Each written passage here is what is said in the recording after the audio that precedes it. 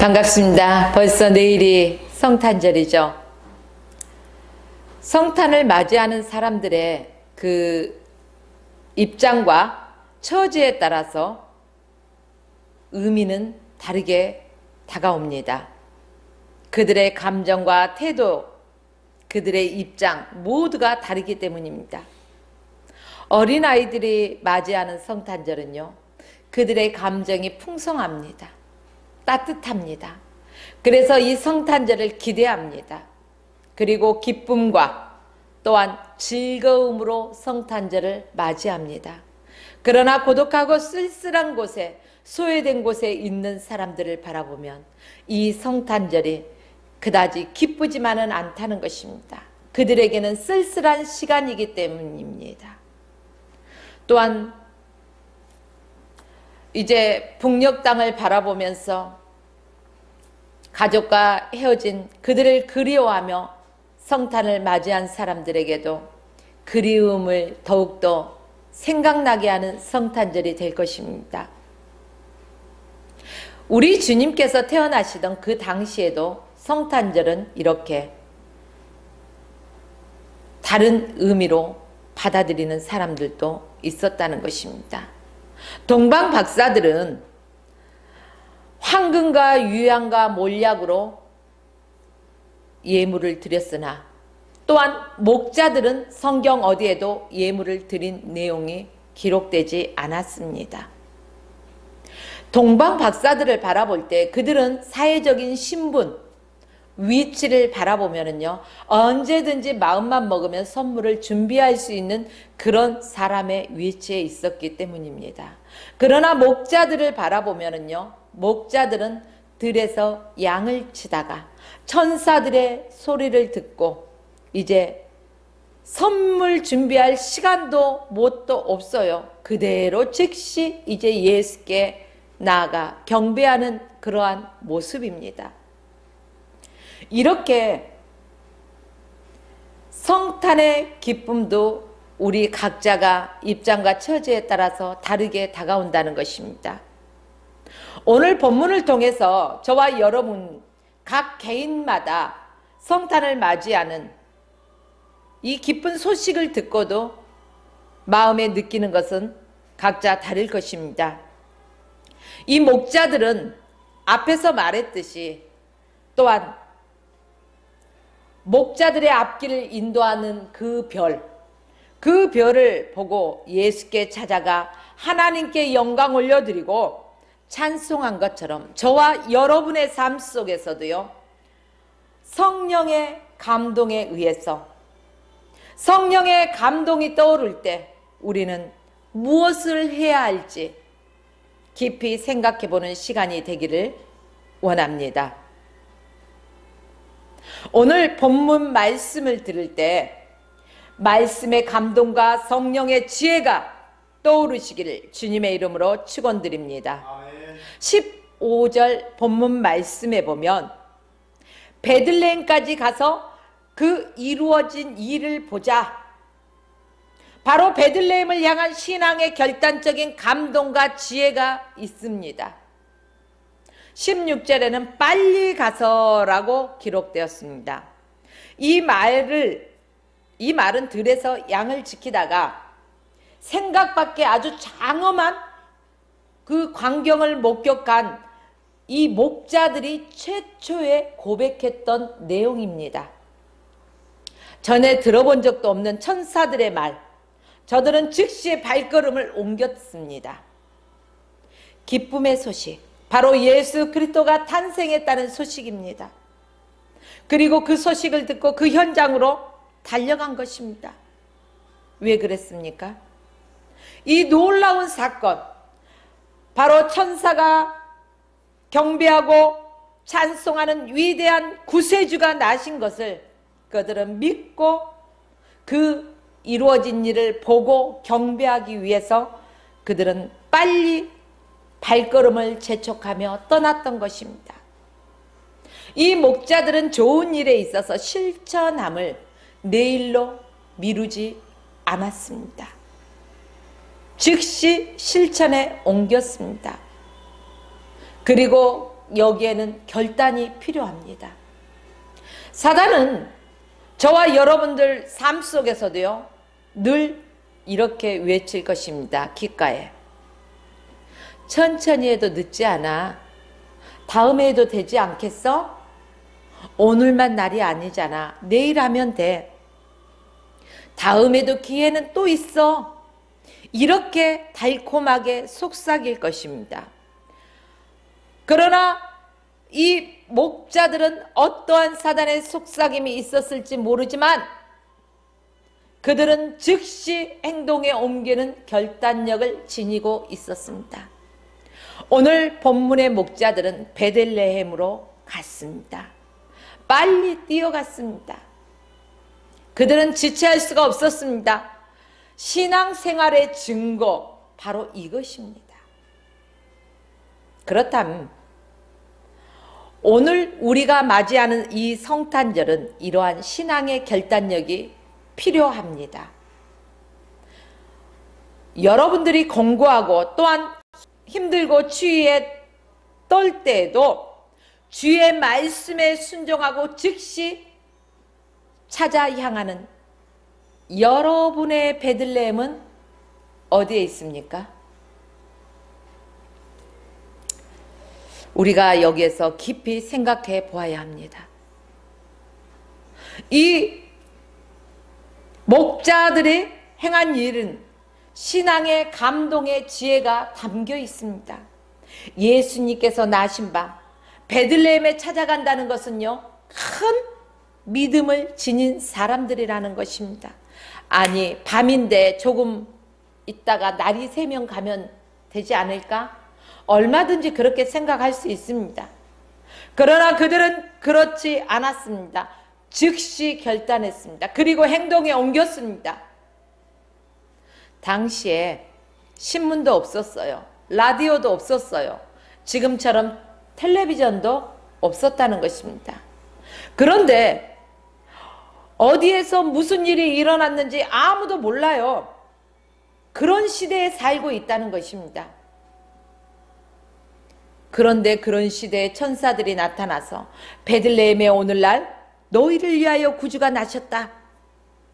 너희가 강보에 쌓인 구유에 누인 그 아기를 볼 것이다. 이렇게 천사들이 말해 주었습니다. 그때 목자들은 비웃을 수 있어요. 말도 안 되는 소리, 무슨 터무니없는 소리, 웃기고 있네, 이렇게 말할 수도 있었을 것입니다. 그러나 그들은요, 즉시 행동에 옮기고 발걸음을 재촉했다는 것입니다. 천사들이 말한 내용이 사실인지 아니면 거짓인지 확인하기 위해서 떠난 것이 아닙니다. 천사들이 말하였던 애언하였던 그 내용들이 이루어진 것을 보고 또한 경배하기 위해서 떠났던 것입니다. 바로 목자들은 강보에 쌓여 구유에 누인 아기를 보기 전에 벌써 말씀이 성취되었고 이루어졌다는 것을 이미 믿었다는 것입니다. 그만큼 저들의 믿음은 큰 믿음이었습니다. 큰 믿음의 사람은 큰 믿음의 결과를 가져옵니다. 상대적인 믿음을 가진 사람은요, 상대적인 믿음의 결과밖에 가져오지 못합니다. 크게 믿으면 크게 되고 작게 믿으면 작게 된다는 것입니다. 목자들을 바라보면요, 크게 믿었다는 것입니다. 메시아 탄생에 대한 의심이 없었던 믿음입니다. 그렇기 때문에 그들은 찾아가서 경배할 수 있었습니다. 우리가 일상생활 속에서도요, 이러한 말씀 속에 이루어진 것들을 본다면 우리가 확신을 가지고 살아갈 것입니다. 또한 사실을 말한 신앙의 증거적인 감동을 이들은 지녔습니다. 베들레헴으로 달려가 보니 천사들의 말은 이미 그대로 이루어져 있었습니다. 저들은 숨을 몰아쉬면서요, 아기 예수께 경배하고 요셉과 마리아에게 자기들이 여기까지 오게 된 경위를 설명합니다. 우리가 밤에 양떼를 치고 있는데 천사들이 나타나서 오늘날 다윗의 동네에 너희를 위하여 구주가 나셨으니 곧 그리스도 주시니라, 이러한 말씀을 전했다는 것입니다. 이 사람들은 성탄의 첫 목격자요 증인인 삶입니다. 그들이 증언한 것은 이 아이가 인류를 위하여 탄생한 구세주라는 것을 증언하였습니다. 아주 훌륭한 증언이었습니다. 사실 있는 그대로를 증언하였습니다. 이 증인이라는 헬라어 뜻은요, 순교자라는 의미를 지니고 있습니다. 순교할 각오로 사실을 밝히고 증언대로 말하는 것을 뜻합니다. 이 증언대에 앞에 쓰면은요, 우리가 이렇게 바라볼 때 법관에서도요, 증인들은 거짓과 위증을 해서는 안 된다고 선서합니다. 이렇듯이 이 목자들도 거짓과 위증이 없었다는 사실입니다. 그러나 삶을 살다 보면은요, 거짓과 위증 때문에 그걸로 인해서 죽어가는 사람도 있다는 것입니다. 그렇기 때문에 외부에 어떤 압박이 온다 할지라도 절대적인 사실만을 증언할 수 있는 그러한 담대한 믿음의 소유자가 되시길 주의 이름으로 축원합니다. 메시아의 탄생에 관하여 대제사장들과 서기관들도 알고 있지 않았겠습니까? 그렇습니다. 그런데 헤롯 왕의 눈치만 보고 아첨하면서 메시아의 탄생을 얼버무리고 말았던 것입니다. 목자들은 전혀 그렇지 않았어요. 아첨하지도 않았어요. 얼버무리지도 않았어요. 뒤로 미루지도 않았습니다. 오늘날 인류의 영원한 메시아, 바로 예수 그리스도, 그분을 증거하기 위해서요, 개인이나 단체들도 많이 있습니다. 여러 종류의 선교 단체들도 많이 있습니다. 이러한 증인들 뒤에 말없이 주어진 사명을 감당하는 사명자들이 있다는 것입니다. 연말이 되면은요, 많은 단체들에서 우편물들을 보내옵니다. 뭐 이렇게 성탄 카드도 보내오고 달력도 보내오고, 선교사역이 이러이러한 선교사역이 있으니 이러이러한 도움을 호소하는 인쇄물들도 옵니다. 그 중에 이러한 것이 눈에 띄었습니다. 가든지 아니면 보내든지. 그렇습니다. 우리가 선교지로 가든지, 우리가 복음을 들고 가든지, 아니면 선교사를 파송할 수 있는 저와 여러분의 삶이 되어야 합니다. 이 일의 증인이 되기 위해서는요, 우리가 이 복음을 전해야 된다는 사실입니다. 어떠한 방법으로든 복음은 전파되어야 된다는 사실입니다. 하나님께 영광 돌린 믿음은 큰 믿음의 감동이 있습니다. 목자들이 하나님께 영광 올려드리고 찬송한 것은요, 이 모든 일이 하나님께서 하셨다는 것을 믿었기 때문에 하나님께 영광 올려드리고 찬송할 수 있었던 것입니다. 우리의 인생의 모든 일은 엄격히 말하면요, 전부 다 하나님의 계획하심에 들어 있습니다. 우리는 언뜻 우연의 일치야라고 말을 할 때가 있습니다. 그러나 결코 우연은 아니라는 것입니다. 하나님의 계획하심 속에서 이루어지고 있다는 사실을 믿으십시오. 본문에서는 동방 박사들의 행적이 기록되어 있지 않습니다. 그러나 마태복음 2장 11절에는 이렇게 기록되었습니다. 집에 들어가 아기와 그 모친 마리아와 함께 있는 것을 보고 엎드려 아기께 경배하고. 동방 박사들은 바로 마리아와 요셉에게 경배하지 않았습니다. 비록 예수를 낳은 사람들이지만 예수 그리스도를 가리워져서는 안 된다는 것입니다. 예수님만을 높여지고 또한 예수님만 경배받아야 할 대상이기 때문입니다. 그것을 믿었던 것입니다. 우리도 목자들처럼 모든 영광은 하나님께 올려드려야 됩니다. 하나님께 올려드려야 될 영광을 우리가 가로채는 어리석은 자가 돼서는 안 된다는 말씀입니다. 사도행전 20장 이하의 말씀을 보면은요, 그 당시 분봉한 헤롯이 백성들 앞에서요, 이제 아주 화려하고 찬란한 왕복을 입고 이제 연설을 하는 것이 있었습니다. 그런데 그가 연설을 시작하자 수많은 사람들이요, 신의 소리야, 이건 사람의 소리가 아니야 하면서 분봉왕 헤롯에게 아첨하며 그를 신격화시킵니다. 바로 하나님께 영광 올려드려야 되는데 영광을 자기가 신인 것처럼 다 가로채버리는 어리석은 사람들이라는 것입니다. 사랑하는 성도 여러분, 우리의 삶 속에 일어나는 모든 것을 통해서 저와 여러분들은 하나님께만 영광 올려드리시길 주의 이름으로 축원합니다. 생활 속에 돌아가는 신앙의 결단이 있어야 됩니다. 본문 20절 보십시오.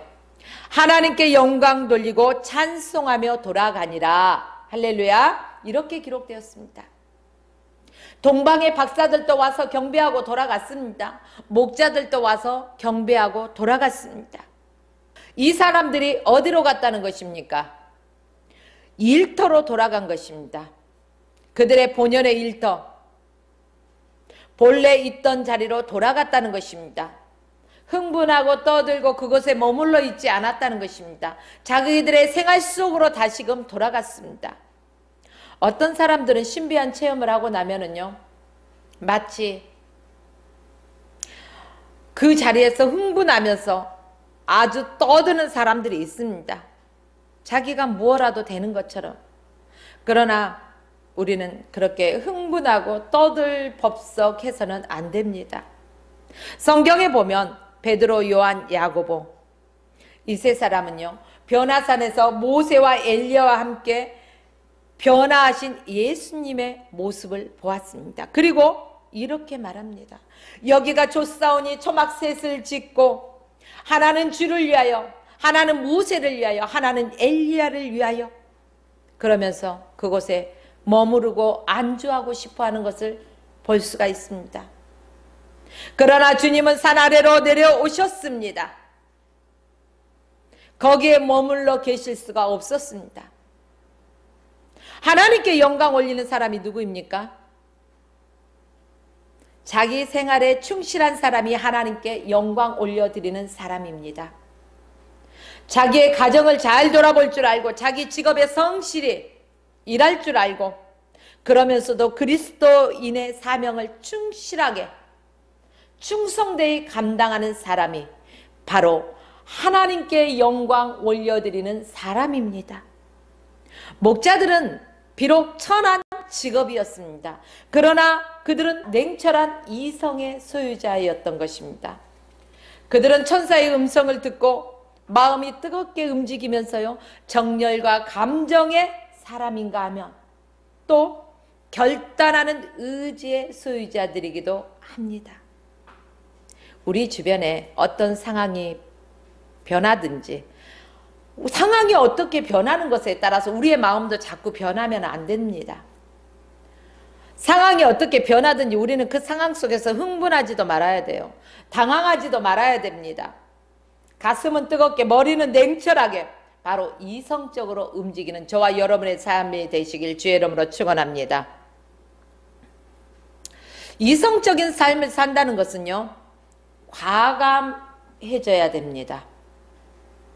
굉장히 과감한 결단력을 요구하고 있어요. 감정에 머무르고 감정에 치우치는 삶을 살다 보면 결단력을 잃어버립니다. 저 사람이 이렇게 생각하면, 이 사람이 이렇게 생각하면 자꾸 주변을 돌아보기 때문에 결단할 수가 없는 것입니다. 자꾸 머뭇거리게 된다는 것입니다. 그러나 사랑하는 성도 여러분, 가슴은 뜨겁게 머리는 냉철하게 이성적으로 결단하는 과감한 성도 여러분 되시길 주의 이름으로 축원합니다. 일은 하나님께서 주신 것입니다.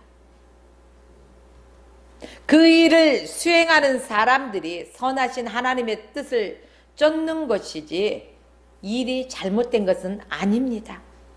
학생은 학교에서 부지런히 공부하는 게 학생에게 주어진 신분의 일이고, 교사는 강단에서요 아이들을 잘 가르쳐야 돼. 그게 교사의 일입니다. 군인은 전선에 있어야지 군인입니다. 우리 각자에게 주어진 위치를 찾아가서 그 위치에서 최선을 다하는 저와 여러분의 삶이 되어지길 주의 이름으로 축원합니다. 그렇습니다.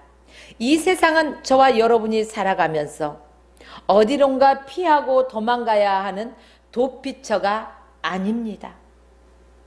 메시아 예수 그리스도, 메시아를 탄생을 기뻐하며 찬송하며 돌아가야 할 장소입니다. 예수는 온 인류의 메시아로서 이 세상에 오신 것을 믿고, 또한 우리의 주어진 삶의 현장에서 우리가 기쁘게 살아가면서요 최선을 다하는 삶이 예수님께 드릴 가장 좋은 선물임을 믿으시길 주의 이름으로 축원하며 오늘 말씀을 마칩니다.